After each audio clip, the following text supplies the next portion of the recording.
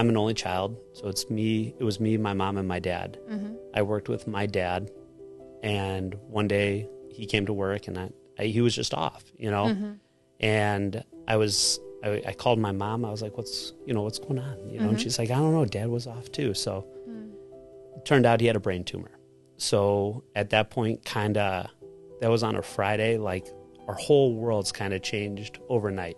We had a business, so I'm looking at my dad's will and stuff like that. And the last time they updated it, I think it was in the 80s. And I was still going to my grandma.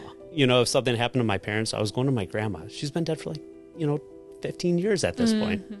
So, we preach a lot of stuff, but it doesn't really, even when we go to events and we talk about stuff, it makes total sense. It really does.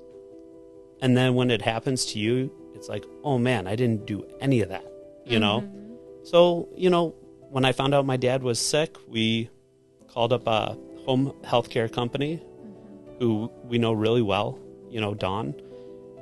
She was great. She kind of helped me out through everything so I could kind of focus on him. But then I had to figure out the whole business, the legalese portion of all of it and stuff like that.